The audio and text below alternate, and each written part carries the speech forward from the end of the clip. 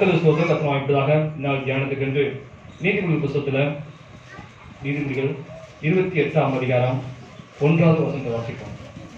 நீதிமொழிகள் 28:1. ஒருவனும் தொடராதிருந்தும் துன்மார்க்கர் ஓடி போகிறார்கள், நீதிமான்களோ சிங்கத்தை போல தைரியமாக இருக்கிறார்கள். அல்லேலூயா. ஒருவரும் தொடராதிருந்தும் துன்மார்க்கர் வந்து ஓடி போறான். அப்படின்னு என்ன அர்த்தம் தெரியுமா? இது அர்த்தம் தெரியுமா? ஒரு திருடன் இருக்கிறான், ஒரு திருடன் இருக்கிறான். அந்த காலத்துல 10 வருஷம் திருடன் எப்படி இருப்பாங்க? பார்த்தாலே தெரிஞ்ச ஒரு திருடா வச்சு பீஸ் வச்சு அப்படியே கழுத்து கட்சிக்கு பீஸ் போட்டு வந்து பார்த்துப்போம். ஆனா இப்ப உள்ள திருடெல்லாம் கண்டுபிடிக்க முடியுமா? ரொம்ப டிப்டாப்பா இருந்துச்சு, ரொம்ப நீட்டா இருந்துச்சு, போய் படிச்சவங்க மாதிரி இருந்துச்சு, படிச்சவனே திருடாங்க. அப்படி யாரு நிறைய நினைக்கிறாங்க டிப்டாப்பா அப்படின்னு திருடர்கள் இருக்காங்க வச்சுக்கேன். இப்ப திருடன் போய்கிட்டு இருக்கான். போயிட்டு இருக்கும்போது எதேச்சியா ஒரு போலீஸ்காரர் அந்த பக்கம் போறாரு. எதேச்சியா அவர் வேலைக்கு ஜாயின் பண்ணவோ இல்லை வேற எங்கேயோ ஒரு ஆளுக்காரு ட்ரெஸ்ஸோட இருக்காரு போயிட்டு இருக்காரு. இவன் என்ன பண்ணுவான்? போலீஸ்காரர் பார்த்தோன்னு நினைச்சுவாங்க, ஓட ஆரம்பிச்சுவான். அவருக்கு துரத்துல அவன் இவன் யாரும் தெரியும் செய்யாது. ஆனா அவர் பாட்டு வந்துட்டாரு, அவர் வேலைக்கு போயிட்டு இருக்காரு, இல்லை வேற ஏதோ காரியம் இருக்காங்க, ட்ரெஸ்ஸோட போயிட்டு இருக்காரு. ஆனா அவர் தொடராது இருக்கும் போதும், அவர் விரட்டாத போதும், அவர் கூப்பிடாத போதும் இவன் என்ன நம்மளுக்கும் பிடிக்க வந்துட்டாருன்னு சொல்லி வந்து ஓடுவான். அல்லேலூயா. அவன் தான் துன்மார்க்கன். அல்லேலூயா. துன்மார்க்கன் தன்னை யாரும் தொடராத இருக்கும் போதே வந்து ஓடுவான். ஆனா நீதிமான் இருப்பான், சொல்லுங்க, சிங்கத்தை போல தைரியமா இருப்பான். அல்லேலூயா. சிங்கம் எப்படிப்பட்டது? நீதிமான் யாரு? முதல்ல நீதிமான் யாரு? யார் நீதிமான? வாசிப்போம், ரோமர் வாசிப்போம் 5:9. ரோமர் 5:9.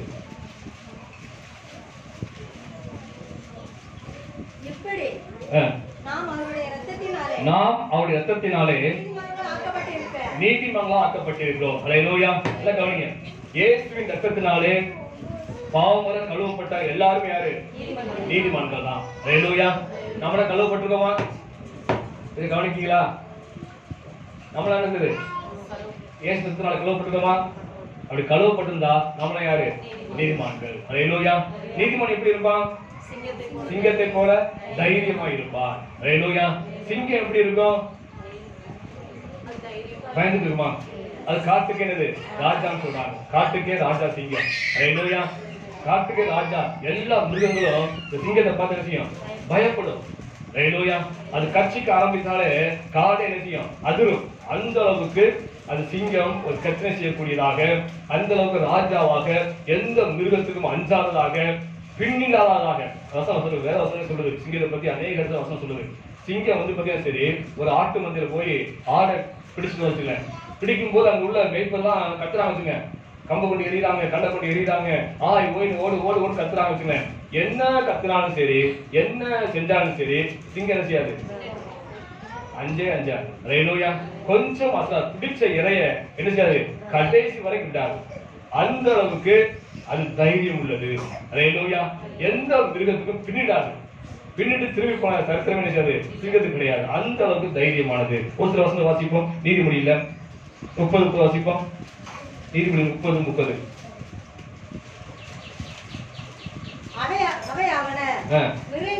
மிருகங்களில் சௌரியமானதும் சௌரியமா இருக்கும். அழகா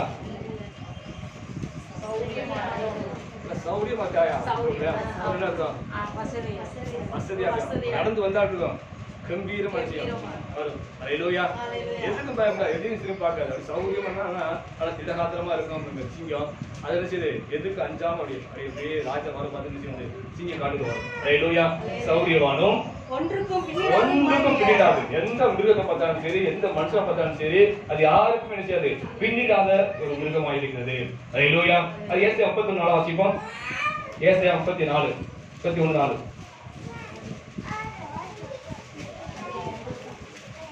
ஏசாயா 31:13. கர்த்தர் சொல்லுது, சிங்கமும் பாலசிங்கமும் தங்கள் இரையை பிடித்திருக்கும் போது கர்ச்சித்து தங்களுக்கு விரோதமாக கூப்பிடுகிற எல்லான மேற்பின் சத்தத்தையும் கலங்காமலும் அந்த அமளினாலே போதும். அல்லேலூயா. சிங்கமும் பாலசிங்கம். பாலசிங்கம்னா இளம் சிங்கம். பாலசிங்கம் இளம் சின்ன சிங்கம். பால என்று சொன்னா சின்ன அர்த்தம். ஹல்லேலூயா. ஆக பால சிங்கமாகி சின்ன சிங்கம் குட்டி சிங்கம் கூட அது இறைய பிடிச்சிருக்கும் போது கூட மேய்ப்பர் இருக்காங்க, மேய்ப்பர் கூட்டமே இருக்குது. அந்த மேய்ப்பர் கூட்டம்லாம் ஓ ஆடு கத்துறாங்க, ஓடு ஆடு சொல்லி கத்துறாங்க, அடிக்கிறாங்க, கலகொண்டு எறிகிறாங்க. ஆனாலும் ஒன்றுக்குமே நினைச்சாது, அது பயன்படாது. ஹல்லேலூயா. இன்னும் வருஷம் வாசிப்போம். என்ன வருஷம் வாசிப்போம்? 23, 24 வாசிப்போம். என்ன 23, 24? அந்த ஜனம் துஷ்ட சிங்கம் போல எழும்பும், பால சிங்கம் போல நிமிர்ந்து நிற்கும், தன் பிடித்த இரையை பட்சித்து வெற்று ரத்தத்தை குடிக்க மட்டும் படுத்துக் கொள்வதில்லை. சாப்பிட்டு அந்த பிடிச்ச இறைய அது நினைச்சாது, அது சாப்பிட்டு முடிக்கிற வரைக்கும் நினைச்சாது, அது படுத்தாது. ஹல்லேலூயா. அந்த அளவுக்கு சிங்கம் வந்து தைரியமானது. ஆக ஆண்டவர் நம்மை குறித்து எத்தனையோ காரியத்துக்கு ஒப்பிட்டு பேசுறாரு. நீங்க உலகத்துக்கு வெளிச்சமா இருக்கிறீர்கள் என்று சொல்றாரு, உலகத்துக்கு உப்பா இருக்கு என்று சொல்றாரு. அதுவும் ஆண்டவர் நமக்கு ஓமையாக அநேக காரியங்களுக்கு ஒப்பா சொல்லியிருக்காரு. அதெல்லாம் ஒப்பிட்டு பார்த்து அதன் போல ஜீவிக்க வேண்டும். அதே போல ஆண்டு இந்த சொல்லும்போது சரி, நீங்கள் நீதிமானாகி நீங்கள் எல்லாம் சிங்கத்துக்கு ஒப்பா இருக்கிறீர்கள், சிங்கமாக நீங்க எனக்கு தைரியமாக இருக்க வேண்டும் சொல்லி ஆண்டவர் சிங்கத்துக்கு ஒப்பிட்டு சொல்கிறாரு. ஹல்லேலூயா. ஆக இந்த நாட்களிலே நாம சிங்கத்துக்கு ஒப்பிட்டு ஆண்டவர் சொல்றாரு, சிங்கம் எப்படி தைரியமா இருக்கோ அதுபோல நாம் எல்லாவற்றிலும் தைரியமா இருக்க வேண்டும். ஹல்லேலூயா. 2 பேதுரு 1ஆம் அதிகாரம் 5 வாசிப்போம்.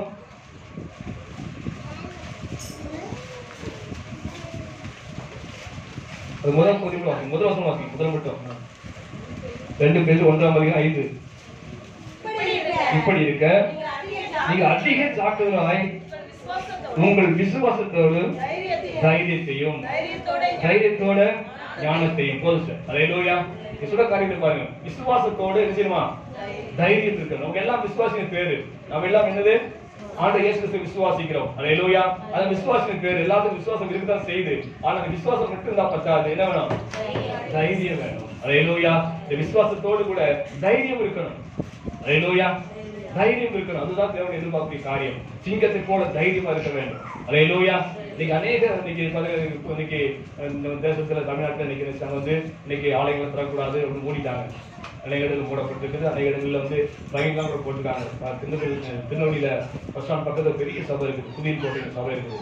அந்த சபையில பார்த்தீங்கன்னா போன வாரத்தில் சரிக்கம் போட்டு நடக்கும்போது என்ன பண்ணிட்டாங்க வந்து போலீஸ் வந்து உள்ள நுழைஞ்சு அவங்க வந்து பாஸ்டருக்கு வந்து 2 லட்சம் ஆதாரம் போட்டாங்க. 2 லட்சம் ரூபா ஆதாரம் போட்டாங்க. அந்த சபையில கூட 1000 பேர் சபையில கூடுவாங்க, 1000 பேர். ஆனா எந்த ஒரு ஒழுங்கு கடைப்பிடிக்கல. நம்மளாவது சாண்ட் வச்சிருக்கிறோம், ஃபோக்கஸ் கொடுத்துருக்கிறோம், கட்டணம் போடலாம். ஹல்லேலூயா. ஆக இதெல்லாம் பார்த்து இன்னைக்கு நினைச்சாங்க அநேக ஊழியக்காரர்கள் இருக்கிறாங்கன்னா பயந்து போய் சபையை மூடிட்டாங்க. ஹல்லேலூயா. சபையை மூடிட்டாங்க.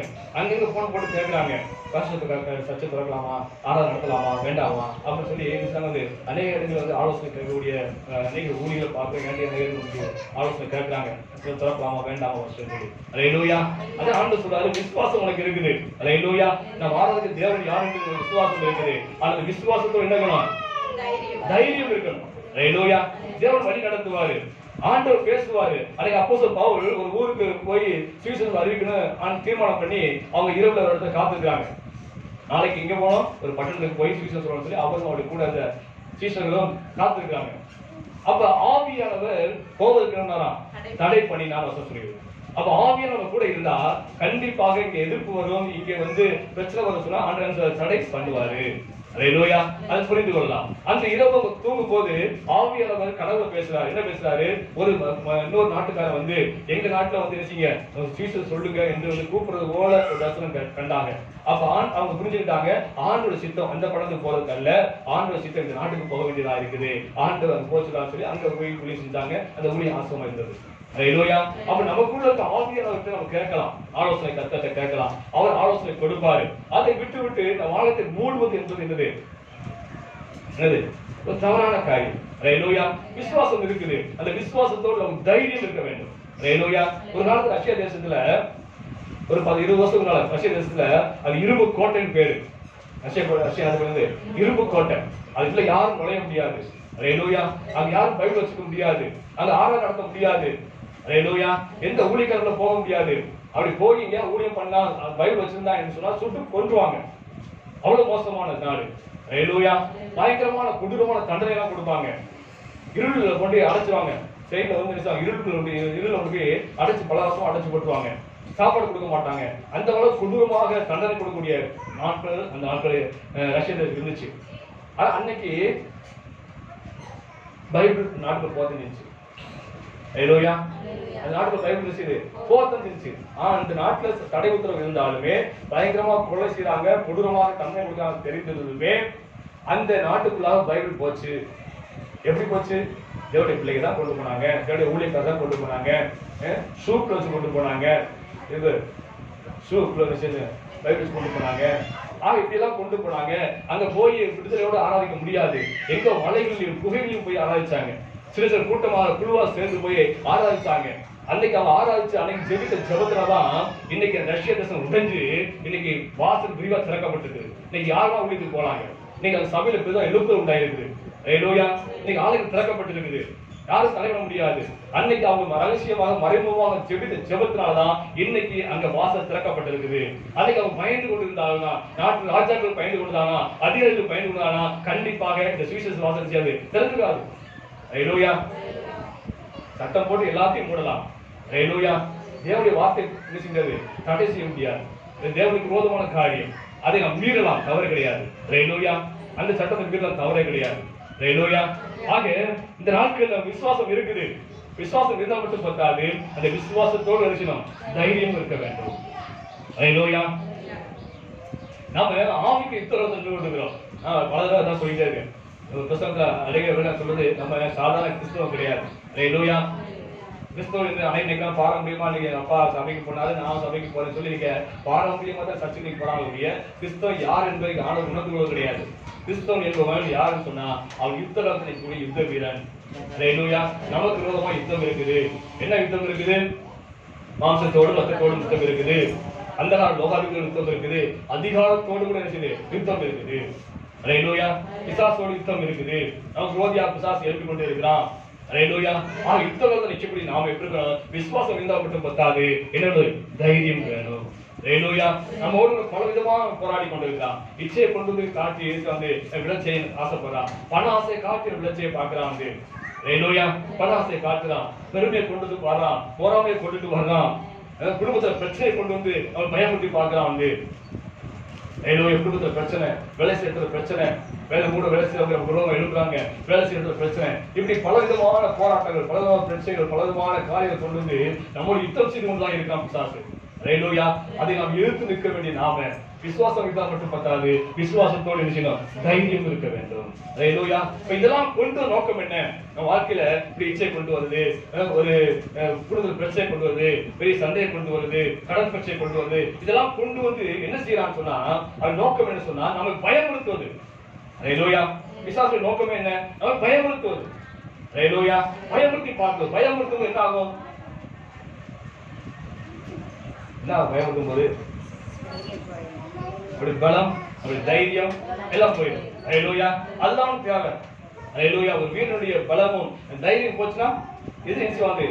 ஈஸியா ஜெயிச்சுவான். அதான் எதிர்பார்க்கிறான். அவளோட பயமுறுத்த காரணம் அதுதான். பயமுறுத்த காரணம் அதுதான். ஏதோ விதத்துல பயமுறுத்துறான். நேரடியா பயமுறுத்தலாம். ஹல்லேலூயா. நேரடியா பயமுறுத்தலாம். சொன்னது சாட்சி சௌரி ஜோம் பண்ணும்போது கண்ணை மூடி ஜோம் பிசாசு பெரிய ரூட் வந்துச்சு. அதை பார்த்து அப்படி பறக்கிறவங்க கண்ணை முடிச்சுவாங்க, ஜோம் முடியாது. ஆக யுத்தத்துல அவங்க தோற்று போயிட்டே இருந்தாங்க. அது பெரிய தன்னை உலகத்தை பெருசா காட்டி காட்டி அவர் பயமுறுத்திட்டே இருந்தான். ஒரு நாள் தேவனுடைய ஊழியர்களுடைய ஆலோசனை கேட்டு அவங்க ஜெபம் பண்ணும்போது ஜெபம் பண்ணாங்க. அப்பயும் வந்து பெருசா தன் ரூபத்தை காட்டி அந்த சௌரியை பயமுறுத்துறான். அப்ப அந்த சௌரி சொன்னாங்கன்னா உலகத்தில் இருப்போனிலும் எண்ணிற்கு ஒரு பெரியவர். ஹல்லேலூயா. சொன்ன மாதத்துல அதை காணாம போயிட்டாங்க. ஹல்லேலூயா. ஏன்? நம்மளை பயமுறுத்தி நம்ம செவிக்கூடாதபடிக்கு யுத்தத்தில் நிக்காதபடிக்கு நம்ம என்ன செய்ய அதை தோற்று போச்சுவதற்காக இந்த மாதிரி காரியங்களை பயமுறுத்தலை கொண்டு வருகிறான். ஹல்லேலூயா. ஆக நமக்கு வரக்கூடிய பிரச்சனைகள், போராட்டங்கள், குடும்பத்தில் வந்தாலும் சரி, ஊழியத்தில் வந்தாலும் சரி, வேலை ஸ்தலத்தில் வந்தாலும் சரி, எந்த ஒரு பிரச்சனையும் சரி ஒரு கண்டு ஒரு நாளும் பயப்படக்கூடாது, தைரியமா இருக்க வேண்டும். இதெல்லாம் வரும் என்று தெரியும். ஆண்டவர் சொல்லி இருக்கிறாரு. ஹல்லேலூயா. இன்னைக்கு உலகத்துல பார்த்தீங்கன்னா கொரோனா வியாதி பார்த்தீங்கன்னா கொள்ளை நோய் வந்து கொண்டு இருக்குது. இதை பார்த்து அநேக ஜனங்கள் பயந்து கொண்டு இருக்கிறாங்க. ஹல்லேலூயா. இதை காட்டி பிசாசு பயமுறுத்துறாங்கள. மற்ற உலக மனிதர்கள் பயப்பட சரி, அது தேவத்தை நாம நினைச்சு இன்னைக்கு அதுக்கு பயப்படுறோமா இல்லையா? அவன் உலகத்தில் மாஸ்க் போடுறதால பயம்னு சொல்ல முடியாது. மாஸ்க் போடணும்னு அரசாங்கத்திலே உத்தரவு. அரசாங்கம் இந்த மாஸ்க் தான் வந்து காப்பாற்றணும்னு சொல்ல முடியாது. சொல்ல முடியுமா? இந்த மாஸ்கனை காப்பாற்றணும், அந்த சானிடைசரை காப்பாற்றணும். சானிடைசர் போட்டவங்க திரும்ப நீங்க பணக்காரங்க, சானிடைசர் போடாம இருந்தாங்க. சானிடைசர் போட்டவங்க, மாஸ்க் போட்டவங்க எல்லாத்தையும் நீங்க ஹாஸ்பிட்டல் வச்சாங்க, இடம் கிடைக்காம அவனுக்கு தெரிஞ்சு இருக்கிறாங்க. ஹல்லேலூயா. இதெல்லாம் காப்பாற்றுறது அரசாங்கத்துடைய உத்தரவுனால அரசாங்க ஃபார்மாலிட்டிக்காக வந்து நம்ம கையில வச்சிருக்கோம் போட்டுருக்கோம். ஹல்லேலூயா. இதெல்லாம் ஒரு நம்ம பாதுகாக்காது. ஹல்லேலூயா. இதெல்லாம் ஃபார்மாலிட்டிக்கா வச்சிருக்கோம் வந்து. ஆக இப்படிப்பட்ட கொள்ளை நோயெல்லாம் வரும் என்று ஆண்டவர் வேதத்தில் எழுதியிருக்காரு, எழுதி வச்சிருக்காரு. ஆண்டவர் சொன்னதான் நடக்கக்கூடிய, சொல்லாம எதுவுமே இந்த பூமி நடக்காது. பூமி அழிச்சு ஆண்டவர் சொல்லித்தான் நடக்குது. யுத்தங்கள் செய்தியை நீ பார்க்கிறோம், கேள்விப்படுறோம். அதுவும் தேவன் சொன்ன வார்த்தை நடக்குது. மத்திய 24 சொல்லப்பட்ட அத்தனையும் விஷயம் நடந்து கொண்டுதான் இருக்குது. இதெல்லாம் பார்த்து நாம் பயப்படக்கூடாது. யார் பயப்படணும்? உலக மக்கள் பயப்படணும். ஹல்லேலூயா. ஆண்டவர் கொடுத்த நோக்கம், இந்த கொள்ளை நோய் வந்திருக்கு, போனதான் வந்து கொள்ளை நோய். இதன் மூலம் அநேகர் ரட்சிக்கப்பட்டிருக்காங்க. உங்களுக்கு அநேகர் மனம் திரும்பிருக்காங்க. உங்களுக்கு ஹல்லேலூயா. நான் ஒரு மருத்துவமனைக்கு போயிருந்தேன். நானும் ஒரு எலியாவும் போயிருந்தோம். டாக்டர் பார்க்கறாங்க. அந்த டாக்டர் பெரிய டாக்டர் தான், மாஸ்டர் ஜட்ஜன் படிச்சு யூனிவர்சிட்டி படிச்சவர். ஆனால் பேசுறத பார்க்க நிறைய கூட்டத்தில் நிறைய காத்துட்டாங்க. நானும் சவரும் பார்க்கறதுக்காக போயிருந்தேன். எங்க பவர்த்திரையும் அந்த கொரோனா டெஸ்ட்லாம் போட்டிருக்காரு. அதெல்லாம் ஃபுல்லாக கவர் பண்ணி போட்டிருக்காரு. என்ன பார்த்தோன்னே பாஸ்டர் தெரியும், அந்த சவரும் தெரியும். உடனே அந்த ட்ரெஸ்ஸை முகத்தெல்லாம் கழட்டிட்டு அரை மணி நேரம் உட்காந்து பேசினார். என்ன சொன்னாருன்னா, அவருக்கு கிறிஸ்டின், அவரும் சபைக்கு போறவர் தான், சபையில முக்கியமான பொறுப்பு இருக்கக்கூடியவர் தான். அவர் சொல்றாரு, மாஸ்டர் இந்த கொரோனா வந்தது ரொம்ப ரொம்ப நல்லதுன்னு நினைக்கிறேன் அப்படின்னாரு. என்ன பாஸ்டர், என்ன சார் சொல்றீங்க அப்படின்றது. இந்த கொரோனா வந்ததுனால அநேக தைக்கு மனம் திரும்பிட்டாங்க. அவங்களுக்கு உலக மனிதன் மனம் திரும்ப இல்லையோ, கிறிஸ்தவனை மனம் திரும்பிட்டாங்க. ஹல்லேலூயா. பேர் கிறிஸ்தவம் மனம் திரும்ப. நான் சபையில ஒரு பெரிய பொறுப்புல இருக்கேன், பொருளாளராக செயலாளராக எத்தனையோ பொறுப்புல இருந்திருக்கேன், இப்பொழுது இருந்து கொண்டுதான் இருக்கேன். அதெல்லாம் நினைச்சு நான் போவோம், அதுக்காக சபைக்கு நான் போவோம். ஹல்லேலூயா. பெரிய பொறுப்புல இருக்கோம், கௌரவமா போவோம் சபைகளாக. ஹல்லேலூயா. ஜெபம் பண்ணுவோம், ஆராதிப்போம், எல்லாம் செய்வோம். ஆனா இயேசு இல்லத்துல இல்லைங்க சொன்னாரு. டாக்டர் அரை நேரம் பேசினாரு. பேசுறது காத்துக்க நான் திரும்ப முடிச்சேன். பாஸ்டர் சார் இந்த நாளைக்கு பேசணும் சார், நிறைய பேசுறது காத்துக்காங்கன்னு சொல்லி நான் சீக்கிரம் பேச முடிச்சேன். அவர் சொல்றாரு, எல்லாம் போவேன், சபைக்கு போவேன், ஆலயத்துக்கு போவேன், ஆராதிப்பேன், பொறுப்புல இருக்கிறேன், எல்லாமே நான் செய்யறேன். இருந்தாலும் இயேசு எனக்குள்ள இல்ல. ஹல்லேலூயா. அந்த கொரோனா வரும்போதுதான் எனக்கு உண்மையிலேயே ஒரு பயம் வந்தது. நாங்க படிச்ச விஞ்ஞானம், மருத்துவம் எல்லாம் தோற்று போச்சு கொரோனாக்குனால. ஹல்லேலூயா. சொல்றாரு, இந்த கொரோனாக்குள்ளாக எல்லாம் தோற்று போச்சுங்க. நான் பெருசா நினைச்சேன், நம்மளோட வைத்தியத்தை பத்தி பெருசா நினைச்சேன், விஞ்ஞானத்தை பத்தி பெருசா நினைச்சிருந்தேன். ஆனா இயேசுக்கு முன்னால விஞ்ஞானம் ஒண்ணுமே கிடையாது, மருத்துவம் ஒண்ணும் கிடையாது என்பதை அன்னைக்கு தான் புரிந்து கொண்டேன். ஹல்லேலூயா. அன்னைக்கு தான் உலகம் போட்டு ஜெபம் ஆரம்பிச்சேன். அன்னைக்கு தான் வேதத்தை படிக்க வீட்டுல வேலை இருக்குதான் செய்யுது, ஆனா அன்னைக்கு தான் படிக்க ஆரம்பிச்சேன். அது வசனம் எல்லாம் என் உள்ளத்துல அப்படியே பேச ஆரம்பித்தது. இன்னைக்கு இயேசு எனக்குள்ள இருக்கிறாரு. என் தம்பி ஒருத்தர் இருந்தான், சொல்றாரு, என் தம்பி ஒருத்தர் இருந்தான், அவன் டேவிட் சொல்லி பேரு. அவன் பார்த்தீங்கன்னா ரஜினிகாந்துடைய தீவிர ரசிகர். ரஜினிகாந்த் நேரடியா போன்ல பேசக்கூடிய அளவுக்கு அவன் பெரிய செல்வாக்குள்ளவனா இருந்தான். அவனும் சபைக்கு வருவான் போவான். ஆனா கொஞ்சோண்டு தேவையும் இருக்காது. அப்படியா சபைக்கு வந்து போயிருந்தாலுமே அவன் ஆண்டுக்குள்ள இல்லாம இருந்தான். ஆனா அவனுக்கு கொரோனா வந்துச்சு. ஹல்லேலூயா. அவனுக்கு கொரோனா வந்துச்சு. அன்னைக்கு தான் அவனுக்கு தேவை வந்துச்சு. ஹல்லேலூயா.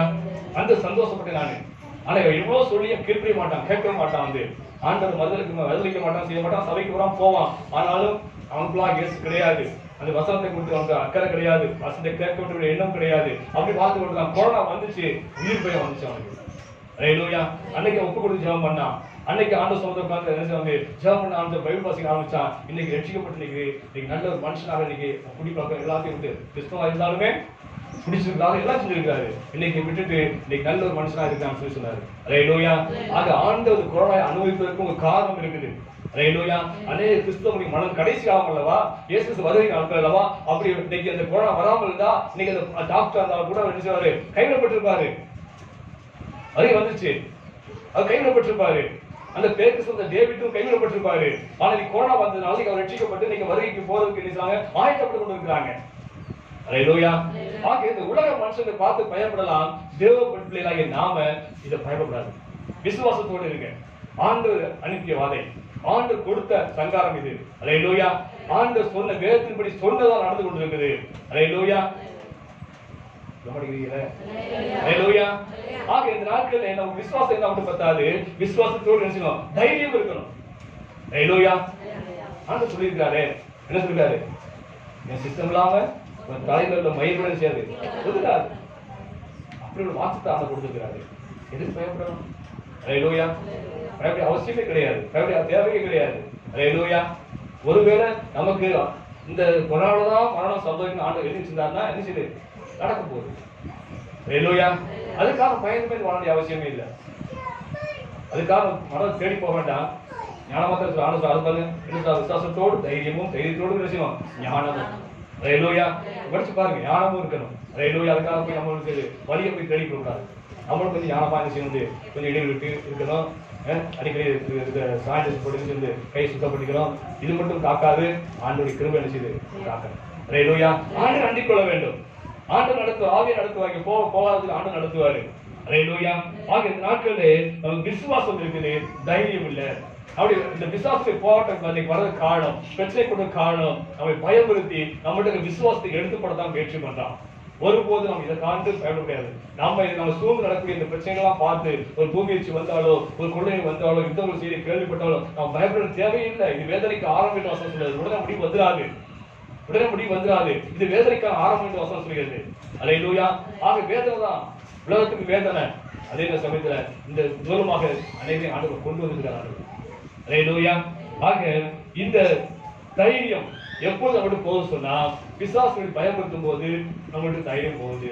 இரண்டாவது, நமக்குள்ள பாவம் பிரவேசிச்சுன்னா நம்மளுக்கு பலன், நம்மளுக்கு தைரியம் போயிடும். அல்லேலூயா. ஒரு பாவியான மனுஷன் வச்சுக்கிறேன், பாவத்துல இருக்கான், ஆனா அவனும் வந்து ஆண்டவர் பேசிட்டு இருக்கான். அவனுக்கு என்ன இருக்கும்? தைரியம் இருக்குமா? இருக்காது. குற்ற உணவு மனசாட்சி விஷயம் குற்றப்படுத்தி கொண்டே இருக்கும். அந்த நேரத்துல ஊழியக்காரன் வச்சுங்களேன், ஒரு ஊழியக்காரனே இருக்கிறான், அவன் பாவத்தை விழுந்திருக்கான் வச்சுங்களேன். அந்நாளைக்கு வந்து அந்த நாளையில வந்து ஒரு சகோதரி பிசாசு சகோதரி வந்து சபைக்கலாங்க அந்த ஆடு வச்சுங்க. அப்ப ஒரு மனுஷன், தேவ மனுஷன், தேவனுடைய ஊழியக்காரன் அவன் பாவத்தோடு இருந்தானா என்ன செய்வான்? சகோதரி ஜெபம் முடியுமா? ஜெபம் என்ன ஆகும்? அனைவரும் நான் பார்த்துருக்கேன். போடா ஊழியக்காரன் சொல்லுது, என்னது போடா உனக்கு தெரியுதா சொல்லவா அப்படிங்க கேள்விப்படுங்க. நான் பார்த்துருக்கேன். வந்திராவில் சகோதரருக்காக ஜாப்ல போயிருந்தேன். அல்ல அந்த பையன் பிளஸ் 2 படிச்ச பையன் பிரகாசமா இருப்பான். திடீர்னு அவனுக்கு பார்த்தீங்கன்னா சரி இந்த பிசாசு புகுந்து வீட்டுல எல்லாத்தையும் உடைக்கிறான். அவங்க அம்மா அசிங்கமா பேசுறான், அப்பா அசிங்கமா பேசுறான். எத்தனையோ வீட்டா வந்து ஜாப் பண்ணாங்க. அவனுக்கு வந்து விடுதலை கிடைக்கவே இல்லை. கடைசியில பாஸ்டருக்கு ஃபோன் பண்ணி சொன்னாரு, நீங்க வந்து ஜாமனுக்கு பாஸ்டர்னு சொன்னாரு. நானும் பாஸ்டர் போய் ஜாமனை போனேன். அப்ப நிறைய பேர் அங்க வந்திருந்தாங்க. நிறைய பேர் இந்த சபையில விசுவாசிங்க நிறைய பேர் ஜாமன் வந்திருந்தாங்க. அப்ப நான் இந்த பையனை பேசிட்டு போதே சரி நல்லா பேசிட்டு திடீர்னு வந்து அப்பாவை அடிக்க போறான், அம்மா அடிக்க போறான், அந்த அரிசி பானைக்கு கம்மான்னு உடைச்சிட்டான். இந்த மாதிரிலாம் பண்றான் வந்து. அப்ப அவனுக்காக ஜாம் பண்றதுக்காக நம்ம உட்காந்து ஜாம் பண்ணிட்டு இருக்கேன். அப்ப ஜாம் பண்ணும் போது அந்த பக்கத்துல சவரிகள் எல்லாம் உட்காந்துருக்காங்க. அவங்க சொல்றாங்க வந்து சோத்திரம் பண்றாங்க. சோத்திரம் பண்ணி நீங்க எல்லாம் என்ன தோத்த முடியாக்கும் அது கேட்குது விசாசு என்னது நீங்க எல்லாம் என்ன தோத்த வந்துட்டியாக்கும் உன்னை பத்தி சொல்லவா அப்படின்னு சொன்னவனே எல்லாம் போயிட்டாங்க. யாருமே இல்லை, எல்லாரும் பேசி போயிட்டாங்க. காரணம் என்ன? பாவம். இந்த பாவம் இருந்தா என்ன வருது? பயம் வருது. அல்லேலூயா. முதலாவது பயம் எப்போ வந்துச்சு? ஆதாம் செஞ்ச பாவம். அல்லேலூயா. அது வரைக்கும் ஆண்டவர் கூட அவன் உலாவிக் கொண்டிருந்தான், ஆண்டவர் பேசி கொண்டிருந்தான். மாலை அந்த காலை வேளையிலே குளிச்ச வேளையிலே ஆண்டவர் கூட பேசி உலாவிக் கொண்டிருந்தான். என்னைக்கு தேவனுடைய வார்த்தைக்கு கீழ்ப்படி அவன் பாவம் செய்தானோ அப்பொழுது அவனுக்கு என்ன வச்சு? பயம் வந்தது. அல்லேலூயா. ஆக இந்த பயத்தை கொண்டு வருது எது சொன்னா பிசாசு கொண்டு வரலாம். இரண்டாவது பாவம் கொண்டு வருகிறது. பாவம் இருந்தாலே இந்த பயம் வரும். அல்லேலூயா. ஆக யுத்த வீரனுக்கு என்ன கூடாது? பயம் இருக்கவே கூடாது, பாவம் அனுபவிக்கூடாது. அல்லேலூயா. பாவத்துக்கு எதிர்த்து செய்யணும், நாம் ஜெயிக்க வேண்டும். அல்லேலூயா. ஒரு உதாரணத்துக்கு சரி நெப்போலியன் என்ற ராஜாவுக்கு தெரியும். நெப்போலியன் ராஜாவுக்கு தெரியும் எங்க போனாலும் வெற்றி தான். அந்த அளவுக்கு பெரிய சக்கரவர்த்தியாக இருந்தால் காலத்துல நம்ம இந்திய தேசத்துல படையெடுத்து அனைவர்களை கைப்பற்றினாங்க சரித்திரம் படிச்சிருக்கோம். ஆக அப்படிப்பட்ட நெப்போலியனுடைய படையில ஒரு சமயம் ஒரு பட்டணத்துக்குள்ளாக அவன் வீரர்களை அனுப்புறான். அந்த பட்டணத்துல போகும்போது சரி பாதை வந்து பாத்தீங்கன்னா ஒரு பெரிய ஆறு, அந்த ஆறை கடந்து தான் போகணும். அந்த ஆறை கடப்புறதுக்கு பாலம் ஒன்று இருக்குது, அந்த பாலை கடந்து தான் போகணும். இவன் அந்த வீரர்கள் நம்பிக்கை வைத்து அந்த தலைவர்கள் நம்பிக்கை வைத்து நான் இங்கிருந்து ஓய்வு எடுத்து கொண்டிருக்கிறேன், நீங்க என்ன செய்யுங்க இந்த படை நடத்தி கொண்டு போய் என்ன செய்யுங்க யுத்தம் பண்ணி ஜெயிச்சுட்டு வாங்க அப்படின்னு சொல்லி அனுப்பி வைக்கிறான். ஆக அந்த தளபதி இருக்கிறாரு, அந்த படையெல்லாம் திரட்டி கொண்டு போறாங்க. போய் அங்க யுத்தம் செய்யறாங்க. இத்தனை சாதாரண சின்ன பட்டணம் தான். அந்த பட்டணத்துல கூடிய ராஜாவுக்கு பயந்து, அந்த யுத்த வீரர்களுக்கு பயந்து திரும்பி விளையாண்டாங்க. அந்த வழியை திரும்பி விளையாண்டாங்க. வேற வழியே கிடையாது, ஊருக்குள்ள போறதுக்கு வேற வழியே கிடையாது, இந்த பாலத்துல தான் போகணும். அப்படியாக முதல் தடவை தோல்வி அடைந்து வந்துட்டாங்க. இரண்டாவது முறையும் நெப்போலியன் இருக்கிறாரு, அவர் விசுவாசத்தை தூண்டி விட்டு, பெரிய ராஜாவை ஜெயிச்சிருக்கிறோம், பெரிய ராஜ்யத்தெல்லாம் ஜெயிச்சிருக்கிறோம், இந்த பட்டணம் ஜெயிக்க முடியாதா, நீங்க போங்க அப்படின்னு சொல்லி மறுபடியும் மறுநாள் அனுப்பி வைக்கிறாரு. மறுபடியும் அனுப்பி வைக்கும் போது அங்க போய் யுத்தம் செய்யறாங்க. யுத்தம் செய்து அவங்க பயங்கரமா யுத்தம் பண்றாங்க. பெரிய யுத்த வீரர்களா இருக்கிறாங்க. அவங்க தாக்கு பிடிக்க முடியாது அப்படின்னு திரும்பி ஓடியாந்துறாங்க. அவர் நெப்போலியன் பார்த்தாரு, என்ன செய்யலாம்னு பார்த்தாரு. கடைசி அந்த வீரர்களா என்ன செய்யறாரு, இன்னைக்கு யுத்தத்துக்கு போங்க அப்படின்னு சொல்லி 3ஆம் நாள் யுத்தத்துக்கு அனுப்பிச்சுட்டு அந்த பாலத்தை வெடிச்சு தகர்த்துட்டாரு. பாலத்தை வெடிச்சு தகர்த்தாச்சு. தகர்த்தவனே என்ன, அவங்க போறதுக்கு வழியே வெளியேறதுக்கு வழி கிடையாது, இந்த வழியா வந்தாகணும். இப்ப அவங்க அந்த வீரர்கள் ஒரு முடிவு போயிட்டாங்க, சாவோ நமக்கு மரணமோ தெரியாது, என்ன செய்யணும், ஜீவனோ மரணமோ தெரியாது, நம்ம என்ன செய்யணும், ஜெயிச்சே ஆகணும். இங்க வந்து சாக காட்டணும், ஆத்துல சாக காட்டணும், நம்ம என்ன செய்வோம், யுத்தம் பண்ணி ஜெயிப்போம் தைரியத்துல போய் முழு தைரியத்தில் அந்த வெற்றி அந்த யுத்தத்துல ஈடுபட்டாங்க. கடைசி பெரிய வெற்றியை பெற்றாங்க. காரணம் என்னன்னா, அது வரைக்கும் அவங்க என்ன தைரியம் இல்லை. ஹல்லேலூயா. அவங்க ஜெயிக்க முடியும் தைரியம் இல்ல, விசுவாசம் இருந்துச்சு. எத்தனை ராஜாக்களை ஜெயிச்சிருக்கோம், இவங்க ஜெயிக்காம விசுவாசம் இருந்துச்சு. ஆனால் என்ன இல்லைன்னா தைரியம் இல்லாம இருந்தாங்க. இப்ப இந்த பாலத்தை இடிச்ச உடனே ஒரு தைரியம் இருந்துச்சு, இனி வேற வழியே கிடையாது, ஜெயிச்சே ஆகணும் என்று சொல்லி ஒரு முழு மனதோடு யுத்தம் செய்தாங்க, ஜெயம் பெற்றாங்க என்று சரித்திரம் சொல்லுது. ஹல்லேலூயா. ஆக நாம் யுத்தத்தில் இருக்கிற நாம எந்த விதத்திலையும் நம்முடைய தைரியம் குறைந்து போகாதபடிக்கு நாம் எப்பொழுதும் தைரியமாக சிங்கத்தை போல இருக்க வேண்டும். ஹல்லேலூயா. எபேசியர் 6:12 வாசிப்போம். எபேசியர் 6:12.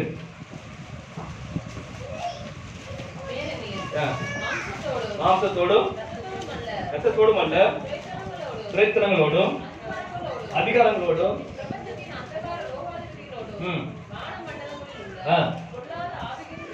ஆகிய சேனையோடும் நமக்கு போராட்டம் உண்டு, யுத்தம் உண்டு. ஹல்லேலூயா. யுத்தத்தை ஜெயிப்பதற்கு என்ன வழியை சொல்லி பாத்தீங்கன்னா சரி, எபேசியர் சொல்லப்பட்டது 6ஆம் அதிகாரத்துல 14 வாசிப்போம். சத்தியம் என்னும் கச்சையும்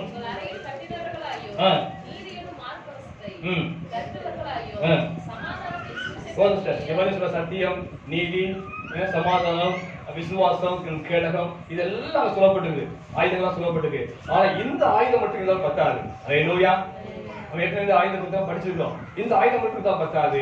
இப்ப அப்போஸ்தலர் பேதுரு என்ன சொன்னா, உனக்கு விசுவாசம் கேடகம் இருக்குது, நல்லதுதான். ஆனா அந்த விசுவாசத்தோடு என்ன செய்யணும், தைரியம் இருக்க வேண்டும். ஹல்லேலூயா. அது 2 பேதுரு 1:5 சொல்லப்பட்டிருக்கு. விசுவாசத்தோடு தைரியமும் உனக்கு இருக்கணும். எல்லா ஆயுதம் வச்சிருக்கு, ஆனா என்ன செய்யாது, அது பத்தாது. ஹல்லேலூயா.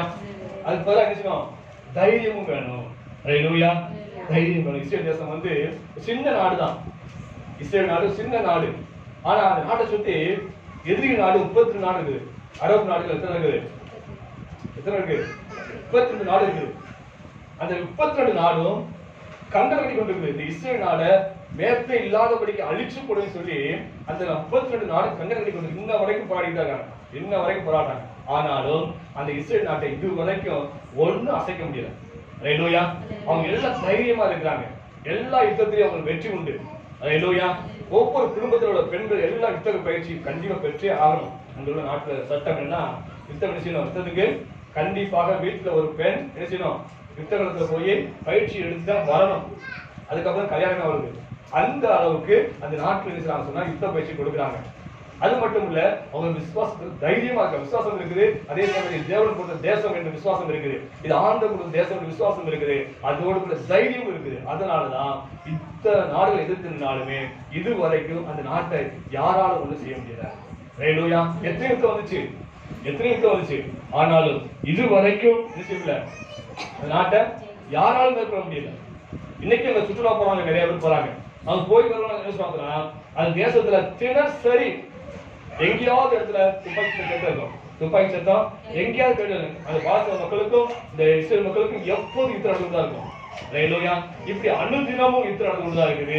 ஆனாலும் அந்த தேசத்தை யாராலும் மேற்கொள்ள முடியல. காரணம் என்ன சொன்னா, அவங்க விசுவாசம். என்ன விசுவாசம், இந்த தேசம் எங்கள் ஆண்டு கொடுத்த தேசம், இந்த கானான் தேசம் தான் இஸ்ரேல் தேசம், அது ஆண்டு கொடுத்த தேசம் என்ற விசுவாசம் இருக்குது. அதோடு கூட அவங்களுக்கு தைரியம் இருக்குது. ஹல்லேலூயா. தாவீது சொல்றாரு, நான் என் பலத்தினால எல்லாத்தையும் ஜெயிக்கல. ஹல்லேலூயா. என் பலத்தினால எல்லாத்தையும் ஜெயிக்கல. எனக்கு யுத்தத்தை கற்றுக் கொடுத்தது யாரு? நீங்க தான் ஆண்டவரே. வாசிக்க சங்கீதத்தில் 144 வாசிப்போம். சங்கீதம் 144. என் கைகளை போருக்கும் என் விரல்களை யுத்தத்திற்கும் படிப்பிக்கிற கர்த்தருக்கு ஸ்தோத்திரம். ஹல்லேலூயா. தாவீது பெரிய வெற்றி வீரன். அவர் வெற்றி காரணம் என்ன சொல்றாங்க, என் கைகளை போருக்கும் என் விரல்களை யுத்தத்துக்கும் படிப்பிக்கிற கர்த்தருக்கு ஸ்தோத்திரம். ஹல்லேலூயா. இந்த கையில யுத்தம் செய்யணும், அந்த பயிற்சி கொடுத்தது யாரு? கர்த்தர் தான் பயிற்சி கொடுத்தாரு. யுத்த பயிற்சி கொடுத்தது ஆண்டவர் தான். அதனாலதான் எனக்கு வெற்றி கிடைக்குது என்று சொல்லி ஆண்டவர் விசுவாசத்தோடு இருந்தாங்க அந்த இஸ்ரவேல் எல்லாமே. அதனாலதான் பெரிய வெற்றியை சம்பாதித்தார்கள். ஹல்லேலூயா. ஆக நாட்களிலே நாம் தேவனுக்கு நாம விசுவாசம் எங்க மட்டும் பத்தாது, நமக்கு என்ன இருக்கணும்? தைரியம் இருக்க வேண்டும். ஹல்லேலூயா. ஒரு 30 வருஷத்துக்கு முன்பாக, அதாவது டிவி எல்லாம் வரதுக்கு முன்பாக ஒரு சம்பவம் நடந்தது. அதாவது பிலிப்பைன்ஸ் நாட்டில் சம்பவம் நடந்தது. நான் இதை ஒரு புத்தகத்தை படித்தேன். பிலிப்பைன்ஸ் நாட்டில் வானொலியில, நம்மள ஆஸ்தானத்துல வானொலியில ஒரு பெண்ணுடைய ஆலோசனை ஒளிபரப்புவாங்க. விளம்பரம் மாதிரி அந்த நிகழ்ச்சி நடந்து போது திடீர்னு விளம்பரம் மாதிரி ஒரு பெண்ணுடைய ஆலோசனை சத்தம், வீண் கத்துற மாதிரி ஒரு சத்தம், அந்த சத்தத்தை ஒளிபரப்புவாங்க. ஒளிபரப்பு பண்ணி என்ன சொன்னா, இந்த சகோதரிக்கு உங்களால் யாராவது உதவி செய்ய முடிந்தால் உதவி செய்யலாம். இந்த சகோதரிக்கு உங்களால் முடிந்த அளவுக்கு யாராவது உதவி செய்ய முடிந்தால் செய்யலாம்னு சொல்லி ஒரு அறிவிப்பு. அது உங்களுக்கு நாங்க விசா டிக்கெட் எல்லாத்துக்கும் நாங்க கேட்கறோம். என்ன சம்பவம் நடக்குன்னு சொன்னா, இந்த சகோதரி இதுக்கு திடீர்னு சகோதரிகளாக சொன்னா ஏதோ ஒரு பிசாசு நுழைஞ்சது மட்டும் இல்லாம அந்த சகோதரிய கண்ணத்துல எல்லாம் நகத்தால காயப்படுத்துது. நல்லா தான் இருக்குது முகம், ஆனா திடீர்னு சரி காயப்பட்டு ரத்தம் வடியுது. அந்த ரத்தத்தெல்லாம் ஏதோ உறிஞ்சு குடிக்கிற மாதிரி நிக்கல, ரத்தம்லாம் நிக்கல, வடியல, அப்படியே உறிஞ்சு குடிக்கிற மாதிரி ஒரு உணர்வு. அப்படியே கண்ணமெல்லாம் காயம், அப்படியே காயப்படுத்தி என்ன செய்யுது, அந்த சகோதரி பயமுறுத்தும் சகோதரி கத்தி என்ன செய்றாங்க, மயக்கம் விழுந்துட்டாங்க. அவங்க எத்தனையோ ஊழியக்காரர் இருக்காங்க. அது எத்தனையோ ஆசியுடைய ரோகத்தினுடைய கட்டுப்பாடுடைய நாடு பிலிப்பைன்ஸ் நாடு. அப்படிப்பட்ட நாடு, அந்த நாட்டுல அந்த சகோதரிக்கு உதவி செய்வதற்கு யாருமே அங்க இல்லை. யாரும் ஜெபித்து விடுதலை கொடுக்கறதுக்கா யாருமே இல்லை. அப்படிப்பட்ட ஒரு சகோதரிக்கு அரசாங்கத்தின் மூலமாக ஒரு விளம்பரம் கொடுத்தாங்க. 30 வருஷம் முன்பாக, டிவி எல்லாம் வர்றதுக்கு முன்பாக 30 வருஷம் கொடுத்தாங்க. அப்ப ஒரு ஊழியக்காரர், அவர் பேர் கொஞ்சம் சரி,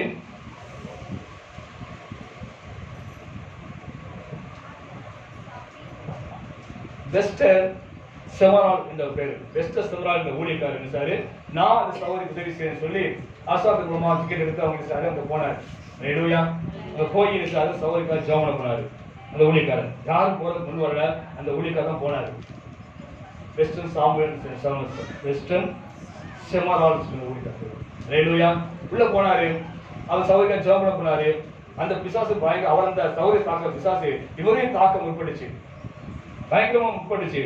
அப்ப அவரு பயன்படுத்தின ஆயுதம் இயேசுவின் நாமத்தினாலே, ஹல்லேலூயா, இயேசு ரத்தத்தினாலே பசுதர் ஒத்தாசையோடு கூட அந்த பிசாசை கட்டி அப்புறப்படுத்தி சகோதரி விடுதலை பெற்றுக் கொடுத்தாரு.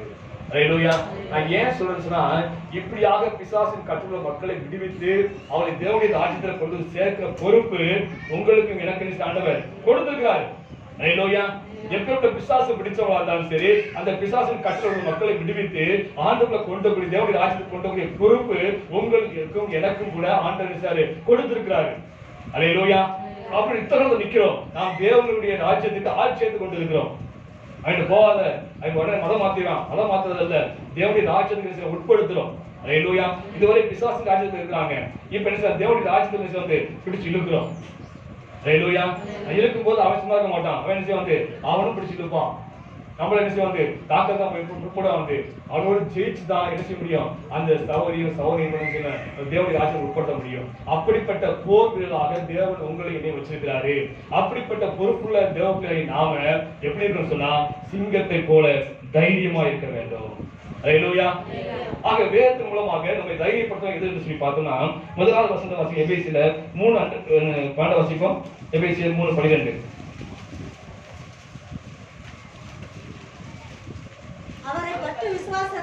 அவர் பெற்ற விசுவாசத்தினாலே அவருக்குள் நமக்கு தைரியமும் திட நம்பிக்கையும் தேவனுடைய சேரும் சாட்சியமும் உண்டாயிருக்கிறது. ஹல்லேலூயா. அவரை பற்றி விசுவாசம், யாரை பற்றி? இயேசுவை பற்றி விசுவாசத்தினாலே நமக்கு என்ன கிடைக்குது? தைரியமும் திட நம்பிக்கையும் தேவனுடைய சேரும் சாக்கியமும் கிடைக்கிறது. ஹல்லேலூயா. ஆண்டவரை பற்றி விசுவாசம். என்ன விசுவாசம்? இயேசு யாரு? இயேசு யாரு? இயேசு யாரு? அவர் யாரும் தெரியாதுங்களா? இயேசு யாரு? அவர் சர்வருள்ள தேவன். ஹல்லேலூயா. வானத்தையும் பூமி உண்டாக்கின தேவன். பாவி ரட்சிக்கவே பரலோகத்துக்கு பூமிக்கு வந்த தேவன். ஹல்லேலூயா. வானத்துக்கு பூமிக்கு சகல அதிகாரம் ஆண்டவர் இயேசு கிறிஸ்து கொடுக்கப்பட்டது. ஹல்லேலூயா. அவரால் செய்யக்கூடிய அதிசயமான காரியம் ஒன்றும் இல்லை. ஹல்லேலூயா. உலகத்தின் முடிவு பண்ண சகல நாட்களும் கூட நினைச்சுவேன் இருப்பேன் என்று ஆண்டவர் வாக்கு பண்ணியிருக்கிறாரு. ஹல்லேலூயா. அவர் நம்ம ரட்சகராக இருக்கிறாரு. ஹல்லேலூயா. அவர் மரித்தாரு, அடக்கம் செய்யப்பட்டாரு, 3 நாள் உயிரோடு எழுந்து என்றும் நமக்கு உலாவுகிற தேவனாக இருக்கிறாரு. அவர் வேறு எங்கும் இல்லை, நமக்குள்ளாக இருக்கிறாரு. ஹல்லேலூயா. அவர் நமக்குள் வாசம் பண்ற தேவனாக இருக்கிறாரு. ஹல்லேலூயா. அப்படிப்பட்ட தேவனை பற்ற விசுவாசம் நமக்கு இருந்துச்சுன்னா நமக்கு என்ன வரும்? தைரியம் தானாகும். ஹல்லேலூயா. என் ஆண்டவர் பெரியவர். ஹல்லேலூயா. இந்த கொரோனா ஏமாத்திரம், கொரோனா வியாதி என்ன, மரிச்சவனை உயிரிழக்கக்கூடிய தேவன் என்ற விசுவாசம் இருந்துச்சுன்னா என்ன செய்யலாம்? என்ன வரும்? தைரியம் வரும். விசுவாசம் வேணும். ஹல்லேலூயா. மரிச்சு அழிவு போல நாய் போல சடலாம். யாரு? லாசரு சடலாம். நினைச்சு பாருங்க. எத்தனை ஆச்சு? 4 நாள் ஆச்சு. என்ன இருக்கும்? 4 நாள் சரீரத்தை பறிச்சு பூமி வச்சு என்ன ஆகும்? அழுகி நாரி அந்த உறுப்புலாம் என்ன செய்யும்? உழைஞ்சு போயிடும். கண்ணெல்லாம் அழுகி போயிடும். இருதயம் அழுகி போயிடும். இருதயம் லேசானது, அதான் இருதயம் அழுகி போயிடும். நுரையெல்லாம் அழுகி போயிடும். ஹல்லேலூயா. நினைச்சு பாருங்க. நுரையில அழுகி போயிடும், குடல் அழுகி போயிடும், எல்லா உறுப்புகளும் அழிஞ்சு சேர்ந்து நாரி போயிருக்கும். அதான் மரியாதை மாத்தான் சொல்றாங்க, அது நாருமே அப்படிங்கிறாரு. ஹல்லேலூயா. அது கல்லை எடுத்து விடுன்னு சொன்னோன்னே என்ன சொல்றாங்க? நாருமே. ஏன்? அழுகி போச்சு சடலம். ஹல்லேலூயா. அந்த அழுகி போன உருக்குலைந்து போன சடலத்தையும் என் ஆண்டவர் இயேசு கிறிஸ்து என்னன்னாரு? உயிரோடு எழுப்பினார். ஹல்லேலூயா. எத்தனை விசுவாசம்! அந்த இயேசு இன்னைக்கு நமக்கு இருக்கிறாரு. ஹல்லேலூயா. இந்த விசுவாசம் இருந்தா இந்த கொள்ளை நோய்க்கு பயம் வருமா? ஹல்லேலூயா. ஹல்லேலூயா. அந்த விசுவாசம் நமக்கு வேணும். அந்த விசுவாசம் நமக்கு தைரியம் உண்டாகணும். ஹல்லேலூயா. அது தைரியம். பேதுரு பாருங்க. பேதுரு எப்படிப்பட்டவரு? ஒரு பேத கோல மனுஷன், வேலைக்காரிக்காக பயந்து இயேசு மறுதளித்த ஒரு மனுஷன். ஆனா அதே பேதுரு ஆலயத்துக்கு போறாரு. ஒரு பிரவிச்சு பண்ணி உட்கார்ந்துருக்கான். அது பிச்சை கேட்கிறான். நீ கேட்க பொண்ணு வெளியே இல்ல இல்ல, ஆனா ஏன் எடுத்து தருவேன், எழுத்து நடன்னு சொல்றாரு. தைரியம் எப்படி வச்சு? அது நடக்காம என்ன ஆகும்? சொல்லிட்டாரு, பேர் சொல்லிட்டாருங்க, எழுத்து நட சொல்லிட்டாரு. சப்பானி பார்த்து அது நடக்க வச்சுக்கலேன், நடக்க முடியலனால என்ன இருக்கும்?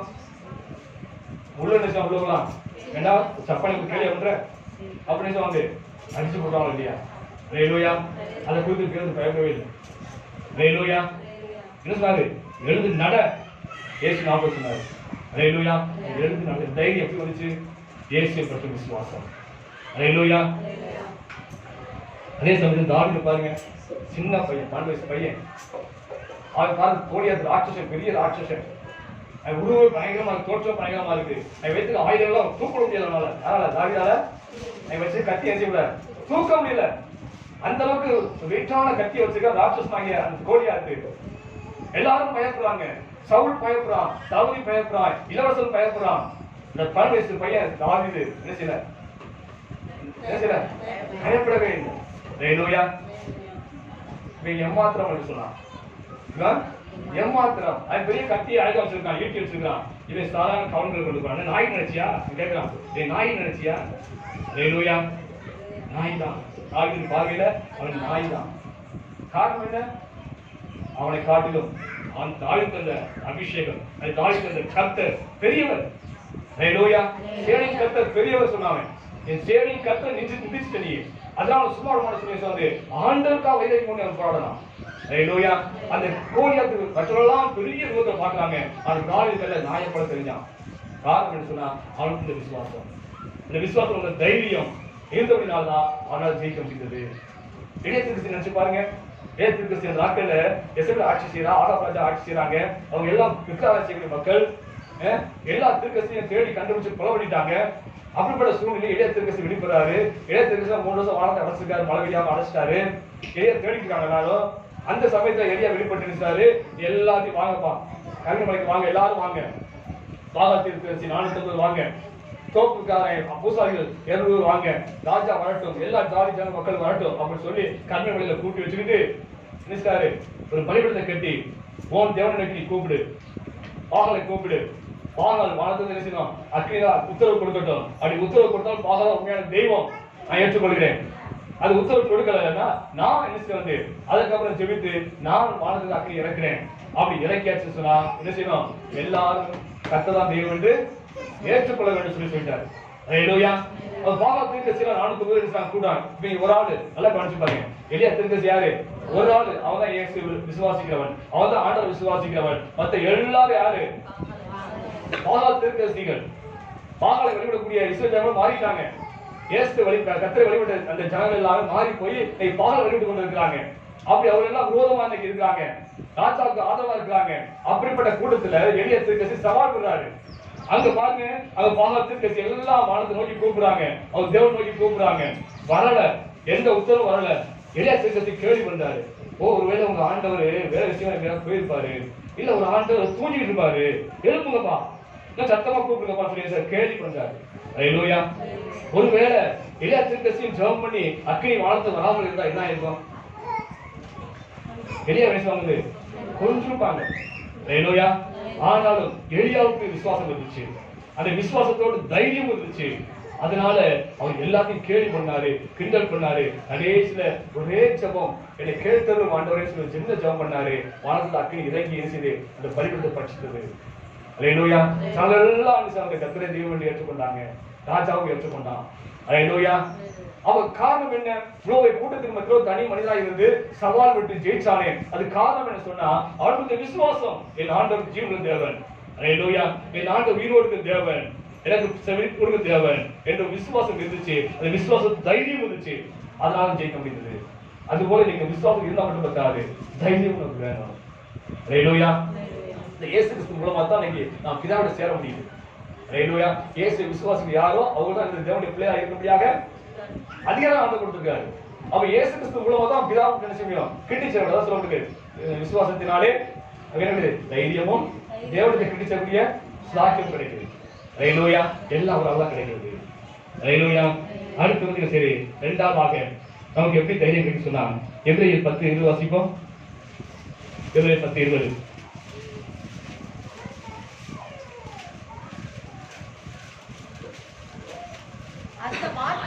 அந்த மார்க்கத்தின் வழியாக பிரவேசிப்பதற்கு அவருடைய ரத்தத்தினாலே தைரியம் உண்டாயிருக்கிறது.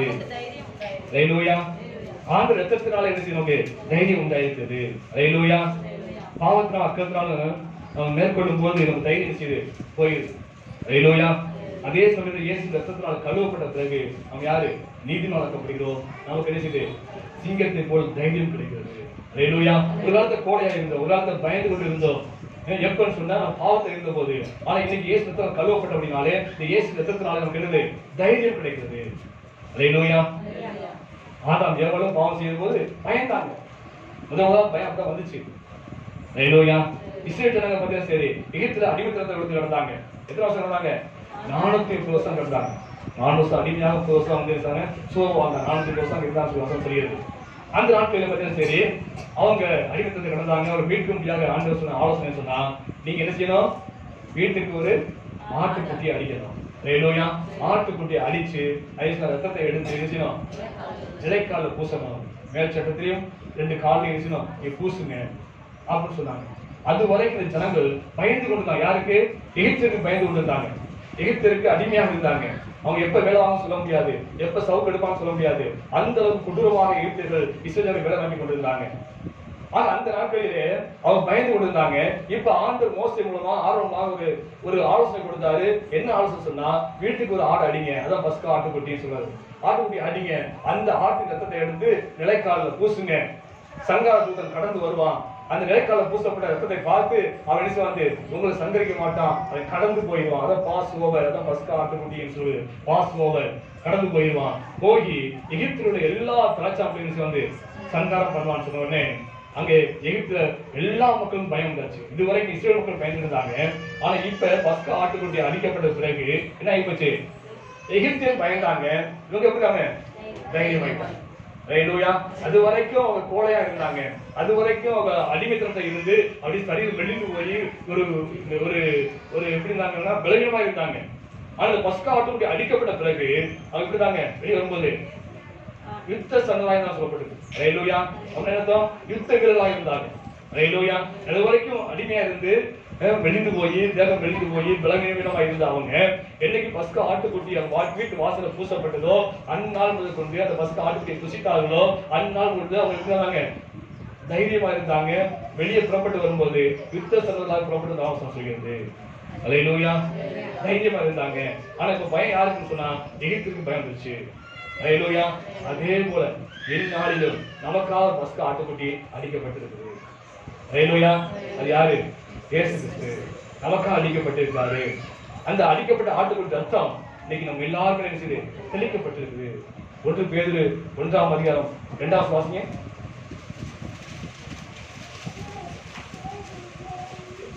பிதாவாகிய தேவனுடைய இந்த அறிவின்படி ஆவியானவரின் பரிசுத்தமாக்குதலினாலே கீழ்ப்படிதலுக்கும் இயேசு கிறிஸ்துவுடைய ரத்தம் தெளிக்கப்படுதலுக்கும் தெரிந்து கொள்ளப்பட்ட பரதேசிகளுக்கும் இயேசு கிறிஸ்து ரத்தம் தெளிக்கப்படுவதற்கு தெரிந்து கொள்ளப்பட்ட பரதேசிகளுக்கும். ஹல்லேலூயா. நாமெல்லாம் யாரு? பரதேசிகள். ஹல்லேலூயா. அப்படின்னா என்ன அர்த்தம்? உலகம் நமக்கு சபம் அல்ல அர்த்தம். ஹல்லேலூயா. பரதேசிகள் நாடோடிகள். வரதுன்னா நாடோடி. நாடோடி என்ன அர்த்தம்? இந்த நாடு நமக்கு சொந்தம் அல்ல, இந்த உலகம் நமக்கு சொந்தம் அல்ல. நாமெல்லாம் என்னது? ஒரு உலகத்துக்காக எதிர்பார்த்து காத்திருக்கிறோம். ஹல்லேலூயா. அவர் அந்த உலகம் சொந்தம் தான் பரதேசி சொல்றாரு பேதுரு. ஆக இயேசு ரத்தம் தெளிக்கப்படுவதற்காக தெரிந்து கொள்ளப்பட்ட நாம் எல்லாமே நம்ம மேல என்ன இருக்கு? இயேசு ரத்தம் தெளிக்கப்பட்டிருக்கு. அன்னைக்கு இலைக்கால தெளிக்கப்பட்டுச்சு. இன்னைக்கு இயேசு ரத்தம், இந்த பஸ்கா ஆட்டுக்குட்டி ரத்தத்தை காட்டிலும் வல்லமையுள்ள ரத்தம், இயேசு ரத்தம், மாசற்ற ரத்தம். அந்த ரத்தம் உங்கள் மேலும் என் மேலும் தெளிக்கப்பட்டிருக்குது. ஹல்லேலூயா. இதை விசுவாசிக்கிறீங்க? எதிர உணர்ந்துக்கிறீங்க? இதை பார்த்துருக்கீங்களா? நீங்களாவது? நான் பார்த்துருக்கேன். இயேசு ரத்தத்தின் மேல் தெளிக்கப்பட்டிருக்கிறத நான் பார்த்துருக்கேன். வெளிநாட்டில் இருக்கும்போது நான் பார்த்துருக்கேன். பலரும் சொல்லியிருப்பேன். இருந்தாலும் சில சுருக்கமாக சொல்லியிருக்கேன். நான் வேலை செய்கிற இடத்துல பெரிய கம்பெனி, இந்த பெரிய கம்பெனியில் ஒரு ஃபங்க்ஷன் வைக்கிறாங்க. ஒரு பெரிய ஃபங்க்ஷன் வைக்கிறாங்க. அந்த ஃபங்க்ஷனுக்கு சரி ஒரு பெரிய ஃபைவ் ஸ்டார் ஹோட்டல், பெரிய ஹோட்டல். அந்த ஹோட்டலில் அரேஞ்ச் பண்ணிக்கிறாங்க. இந்த அரேஞ்ச்மெண்ட்டுடைய பொறுப்பு எனக்கு என்னுடைய சேர்ந்தவங்களுக்கும் இருக்குது. எங்களுக்கு வந்து பொறுப்பு கொடுக்குறாங்க. என்னன்னா அந்த அந்த ஃபங்க்ஷனுக்கு நீங்கள் தான் எல்லாத்தையும் அரேஞ்ச் பண்ணணும் அப்படின்னு சொல்லி கொடுத்துருக்காங்க. அதனால நாங்கள் அதை விட்டு போக முடியாது, கண்டிப்பாக கூட இருந்து ஆக வேண்டியிருக்குது. அதனால நாங்கள் கார் நிமிஷம் ஒவ்வொரு பொருளாக எடுத்து கொண்டு போய் அந்த 7வது மாடி, அந்த ஹோட்டலில் 7வது மாடி, அந்த 7வது மாடிக்கு கார் நிச்சயம் சர்வசாதாரண போதும். அந்த அளவுக்கு பெரிய ஹோட்டலை பார்த்துங்க. அந்த ஹோட்டலுடைய முடிவு எவ்வளோ தெரியும் தெரியல. ஹோட்டலுடைய முடிவு எங்களுக்கு தெரியல. எப்படி வந்தோம் எப்படி போகணும்னு தெரியாது. அந்த அளவுக்கு பெரிய ஹோட்டல் அது உடைய முடியாது. அப்படிப்பட்ட ஹோட்டலில் அந்த மீட்டிங் அந்த ஃபங்க்ஷனை அரேஞ்ச் பண்ணோம். ஒரு பெரிய விழா மாதிரி நடக்கணும். அந்த மாதிரி அரேஞ்ச் பண்ணியாச்சு. 7 மணிக்கு மேலே வந்து பார்த்தீங்கன்னா சரி, அந்த மீட்டிங் ஹாலில் வந்து எல்லாம் கூட ஆரம்பித்தோம். ஃபங்க்ஷன்லாம் நடந்து முடிஞ்சது. அதுக்கப்புறம் பார்த்தீங்கன்னா சரி பார்ட்டி வச்சாங்க. பார்ட்டினா பார்த்தீங்கன்னா சரி எல்லாரும் கண்டிப்பாக கலந்து கொள்ள வேண்டும். ஒவ்வொரு செக்ஷன் உள்ளவங்களும் ஒரு மேஜர், ஒவ்வொரு செக்ஷனுக்கும் உள்ள ஒரு மேஜர் ஒரு சுற்றி உட்காந்துக்கணும். இந்த மேஜர் உள்ள செக்ஷன் உள்ள எல்லாமே ஒரே குரூப்பாக உட்காந்துப்பாங்க. அப்படியாக உட்காந்துருந்தாங்க. பார்த்தீங்கன்னா சாப்பாடுல பார்த்தீங்கன்னா சரி அங்கே 33 வகையான சாப்பாடுகள் அங்கே வந்து வரிசையாக வச்சுருந்தாங்க. யார் வேணாலும் என்ன சாப்பிடணும் எவ்வளோ வேணாலும் சாப்பிடலாம். அந்த அளவுக்கு கையில் கொடுத்து எடுத்துக்கோ வேணாலும் சாப்பிடலாம் சொல்லி அந்த அளவுக்கு கொடுத்தாங்க. அதுக்கு பிறகு பார்த்தீங்கன்னா சரி மதுபானம் கொடுக்கப்பட்டுச்சு. அதுக்கு பிறகு பார்த்தீங்கன்னா சரி டான்ஸு, ஆட்டம் பாட்டம், யாரோடு சேர்ந்தாலும் யாருன்னு ஆடலாம். அது வந்து யாரோடு சேர்ந்தோன்னா ஆடலாம். டிஸ்கோ பாட்டை போட்டிஸ்லாம் வந்து ஆடுவாங்க. யாரோட சேர்ந்தா ஆடலாம். எந்த ஒரு கண்டிஷன் கிடையாது, எந்த ஒரு இது முடியாது. அந்த அளவுக்கு ஒரு மோசமான ஒரு ஆபாசமான ஒரு நிகழ்ச்சி நாட்கள் நடந்துச்சு. அப்போ எனக்கு இது முன்னாடி தெரிஞ்ச அப்படின்னாலே நான் ஜெபம் பண்ணிட்டு தான் போனேன். அவன் ஜெபம் பண்ணும்போது ஆண்டவரே ஒரு ரத்தம் தெளிக்கப்படும் ஆண்டவரே அப்படின்னு சொல்லி ஜெபம் பண்ணிட்டு நான் போகிறேன். எந்த விதத்தையும் நான் தீட்டுப்படக்கூடாது ஆண்டவரேன்னு சொல்லி நான் ஜெபம் பண்ணிட்டு தான் போனேன். கோர்ட்டு போட்டு போயிருந்தேன். அது போகும்போது கொஞ்சம் சரி அதே மாதிரி ஃபங்க்ஷன்லாம் முடிஞ்சிச்சு. பார்த்தீங்கன்னா அந்த ஆட்டம் இந்த ஆடக்கூடிய சூழ்நிலை வரும்போது எல்லாரும் நான் எவ்வளோதான் கௌரவமாக நினச்சோம் அவங்கெல்லாம் பார்த்தீங்கன்னா சர்வசாதாரணமாக முடிச்சுட்டு உள்ள இந்த வேலை செய்கிற பெண்களோடு சேர்ந்து ஆடுறாங்க. என் முதலாளி அம்மா அவதான், முதலாளி அம்மா அவதான், முதலாளி எஜமான் கிடையாது. எஜமான் அம்மா யாருன்னா பொம்பளை தான், அதான் அவருடைய கம்பெனி தான் அது. அவளை பார்த்தீங்கன்னா சரி வேலை செய்ய ஆடிட்டு இருக்கான். அப்படி ஒரு இது எங்களுக்கு மேனேஜர் இருப்பாரு, அவர் வந்து பிராமின், அவர் தென்னாட்டக்காரர், அவரோட வேலைக்கு போனேன். அவரும் பார்த்தீங்கன்னா சரி மிஸ்டா அவரும் ஒரு பெண்ணோட சேர்ந்து அவரும் ஆடுறாரு. ஆடுறது மட்டும் இல்லை, என்கிட்ட சொல்லி பாடு என்ஜாய் பண்ண நீ இதுதான் நம்ம வந்துருக்கோம். இது நம்ம நாடு கிடையாது, இது வெளிநாடு, நீ என்னதான் செய்யலாம் எப்படி இருக்கலாம், நீ வந்து நினைச்சு ஆடு சும்மா தைரியமான ஆடு அப்படின்னு சொல்லி எனக்கு எழுப்பிக்கிட்டு இருக்காரு. நான் வந்து இல்லை சார் சொல்லி நினைச்சு அவர் தமிழ் பேசுவார். இல்லை சார் அப்படின்னு சொல்லிட்டு நான் வந்து ஜெர்மனிக்கிட்டே உட்காந்து சொல்றேன். அப்பதான் நெட்சிக்கிற புதுசு சோத பண்ணிக்கிட்டே இருக்கேன். ஒரு காலகட்டத்தில் ரொம்ப மோசமாக போயிட்டு இருந்துச்சு. நான் என்ன பண்ணிட்டேன், டக்குனு இருந்துச்சு மேனேஜர் சொல்லிட்டு அவசரமாக போகணும்னு சொல்லிட்டு இருந்துச்சு. கிளம்பி டாக்ஸி வச்சு நான் வீட்டுக்கு சேர்ந்து ஆந்திர சமூகத்தில் முழங்கா போட்டு ஜெபம் பண்ணேன். பார்த்தீங்கன்னா என்னுடைய கோட் எல்லாம் ட்ரெஸ் எல்லாம் ரத்தமாக இருக்குது. கண்ணை மூடி ஜெபம் பண்ணேன், கேள்வி மேலதான் ஒரே ரத்தம் தெளிக்கப்பட்டிருக்கு, மேலே ரத்தமாக இருக்குது. என்னது ரத்த கிடையாதுன்னு சொல்லி முடிச்சு பார்த்தேன், ஒன்றுமே இல்லை. அப்ப ஆண்டோடைய ரத்தம் தெளிக்கப்பட்டதினாலே அந்த வழிகளை போனதே இடத்துல ஆண்டோட பாதுகாத்தாரு. அல்லேலூயா. இயேசு ரத்தம் என்னை காத்தது. அல்லேலூயா. ஆக நாம் எல்லாமே இயேசு ரத்தம் தெளிக்கப்பட்ட பிள்ளைகள். அல்லேலூயா. சாதாரண ஆட்டுக்குட்டி ரத்தம் தெளிக்கப்படும் போதே அவங்களுக்கு சங்கரம் நடக்கல, அவங்களை கடந்து போய்விட்டு வாசிக்கிறோம். எகிப்து மக்களுக்கு சங்கரம் நடந்தது வேறு வாசிக்கிறோம். அந்த ஆட்டுக்குட்டி ரத்தத்தை காட்டிலும் விலையேறப்பட்ட மாசற்ற ரத்தம் இயேசு ரத்தம் தெளிக்கப்பட்ட உங்களுக்கும் எனக்கும் எங்களும் தெளிக்கப்பட்டிருக்கும் போது நம்மளால என்ன செய்ய யாராலும் ஒன்றும் செய்ய முடியாது. அல்லேலூயா. எந்த தீங்கும் அணுகாது. அல்லேலூயா. எந்த ஆபத்தும் அணுகாது. அந்த விசுவாசம் நமக்கு வேணும். அந்த விசுவாசம் இல்லாதான் சிக்குண்டு போறோம். அந்த விசுவாசம் எனக்கு இருந்துச்சுன்னா இயேசு தெளிக்கப்பட்டிருக்குது, என்னை எந்த ஆபத்து அணுகாது, தீங்கு அணுகாது ஆண்டவரே என்று சொல்லி விசுவாசம் எனக்கு இருந்துச்சுன்னா அந்த தைரியம் எனக்கு உண்டாகும். அல்லேலூயா. எங்கேயும் போகலாம், இங்கேயும் வரலாம், தைரியம் இருக்குது. காரணம் சொன்னா இயேசு ரத்தங்கள் இருக்குது. அல்லேலூயா. ஆக இயேசு ரத்தத்தின் மூலமாக நமக்கு தைரியம் உண்டாகிறது. மூன்றாவது சரி, எபிரேயர் 13:5 வாசிப்போம். நீங்கள் பண ஆசை இல்லாதவர்களாய் நடந்து உங்களுக்கு இருக்கிறவைகள் போதும் என்று எண்ணுங்கள். நான் உன்னை விட்டு விலகுவதும் இல்லை, உன்னை கைவிடுவதும் இல்லை என்று அவர் சொல்லியிருக்கிறாரே. அதனாலே நாம் தைரியம் கொண்டு கர்த்தர் எனக்கு சகாயர், நான் பயப்படேன், மனுஷன் எனக்கு என்ன செய்வான். அல்லேலூயா. இந்த தைரியம் எப்படி வந்தது? தைரியம் எப்படி வந்தது? ஆண்டவர் கொடுத்த வாக்குத்தத்தம். என்ன வாக்குத்தத்தம்? பண ஆசை உனக்கு வேண்டாம், நான் கூட இருக்கிறேன், நான் விட்டு விலகுவதும் இல்லை, உன்னை கைவிடுவதும் இல்லை ஆண்டவர் சொல்லியிருக்காரு. அதனால நான் தைரியமா இருக்கிறேன். அல்லேலூயா. இது எனக்கு கொடுக்கப்பட்ட வாக்குத்தத்தம். உண்மையில எனக்கு கொடுத்த வாக்குத்தத்தம். அது தைரியம் எனக்கு இருக்குது. ஆண்டவர் என்னை விட்டு ஒரு நாள் விலகுவது கிடையாது, அது இன்னும் கூட இருக்கிறார் என்ற தைரியம் இருக்கு. அப்படின்னாலே நான் எந்த மனுஷனுக்கு அவசியமே இல்லை. அல்லேலூயா. மனுஷன் என்ன செய்வான்? ஆண்டவருக்குள்ள இருக்காரு, ஆண்டவர் வாக்கு கொடுத்திருக்காரு.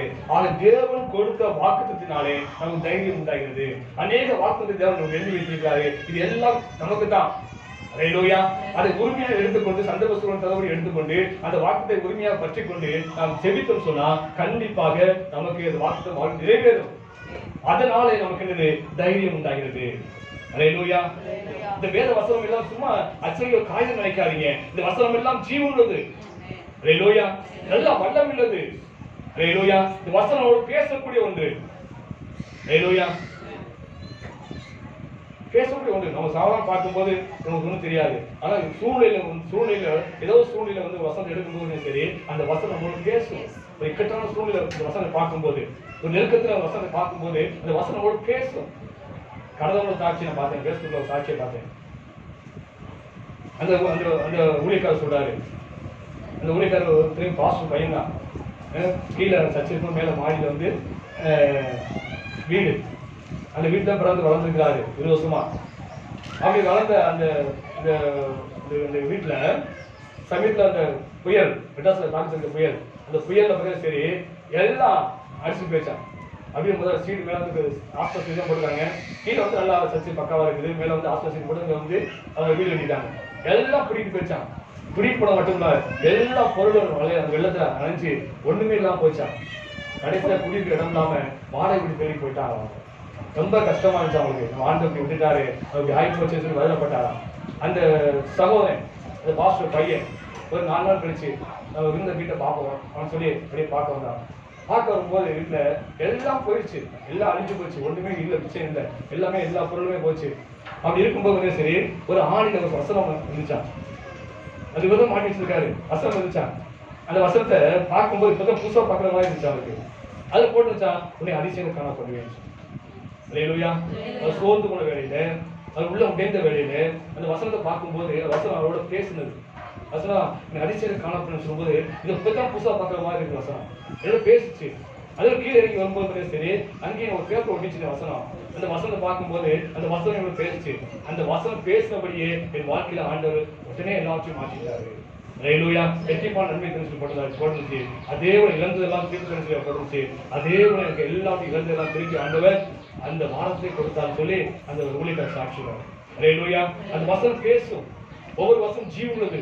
அல்லேலூயா. ஒவ்வொரு வசனம் பேசும். அந்த வாக்குத்த வசனம் அவங்க எல்லாருக்கும் கொடுக்கப்பட்டது. அதை பற்றி கொண்டு நாம் செவித்து சொன்னா அதுவே ஒரு தைரியத்தை கொண்டு வரும். அல்லேலூயா. நான் சூப்பரா படிக்கிறேன். நான்காவதாக வசனம் வாசிப்போம். அப்போஸ்தலர்கள் 28:15 வாசிப்போம். அப்போஸ்தலர்கள் 28:15.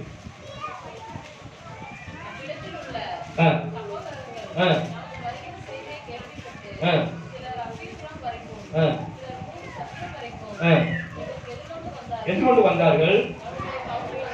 அவங்களை பவுல் கண்டு தேவனை ஸ்தோத்தரித்து தைரியம் அடைந்தார். அல்லேலூயா.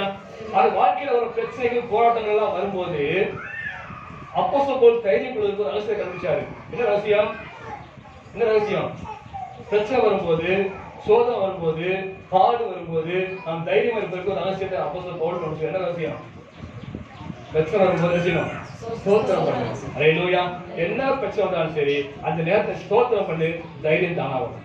அல்லேலூயா. இப்போ அப்போஸ்தலர் பவுல் எங்க போயிருக்காரு? சிறைச்சாலைக்கு போயிருக்காரு. எங்க போறாரு? ரோம அரசாங்கத்தினால் சிறைப்பிடிக்கப்பட்டு அங்க சிறைச்சாலை கொண்டு போகப்பட்டிருக்காரு. அவரை குறித்து ஏற்கனவே அப்போஸ்தலர் பவுலுக்கு தெரியும். அங்க இருந்த அத்தனை ஊழியக்காரர்கள் தீர்க்கதரிசிக்கு தெரியும். என்ன தெரியும்? அப்போஸ்தலர் பவுலுக்கு என்னது ரோம நாட்டுல சிறைச்சேதம் பண்ணக்கூட போயிடாரு, அவர் கொல்ல போறாங்க என்று அப்போஸ்தலர் பவுலுக்கும் தெரியும். அங்க கூட இருந்த ஊழியக்காரர்களும் தெரியும். அங்க தீர்க்கதரிசிகளும் உள்ளவங்களும் ஏற்கனவே சொல்லிட்டாங்க அப்போஸ்தலர் பவுல்கிட்ட, நீ ரோம நாட்டுல போய் சாக போற, உன்னை அரசாங்கம் கொல்ல போகுதுன்னு சொல்லி அவங்களுக்கு சொல்லிட்டாங்க. அல்லேலூயா. இப்ப சாவை நோக்கி போயிருக்காரு பேதுரு. பவுல் சாவை நோக்கி பவுல் போயிட்டு இருக்காரு. அப்ப இவரை விசாரிப்பதற்காக பார்ப்பதற்காக அநேக விசுவாசிகள் வந்து வர்றாங்க. அதை பார்த்த உடனே ஸ்தோத்திரம் பண்ணி தைரியம் பெற்றுக் கொண்டாரு. அல்லேலூயா. மற்றவங்க பேசுவாங்க, அவங்க கிறிஸ்டியன் பிடிச்சிருக்காங்க, ஓ அழுதுப்பாங்க, ஐயா சாக போனேன், உங்களுக்கு சுவிசேஷம் சொல்றேனே, உங்களை ஆண்டவர் கொண்டு வந்தேன், நீங்க ஏறவே பார்த்தீங்களா அப்படின்னு சொல்லி கிறிஸ்டியன் அழுதுருப்பாங்க. ஆனா அப்போஸ்தலர் பவுல் அவரை கண்டு ஸ்தோத்திரம் பண்ணி தைரியம் அடைந்தார். அல்லேலூயா. எந்த பிரச்சனைனாலும் சரி, என்ன சூழ்நிலை மாறினாலும் சரி, அந்த வேலையை ஸ்தோத்திரம் பண்ண சொன்னா தைரியம் தானா வரும். அல்லேலூயா. சரி, அதை முடிச்சுக்கிறேன். அடுத்த 5வது வாசிப்போம். அப்படி வசிக்கிறோம். அப்போஸ்தலர்கள் 4:13 வாசிப்போம். அப்போஸ்தலர் 4:13. பேதுருவும் யோவானும் பேச தைரியத்தை கண்டு யூதர்கள்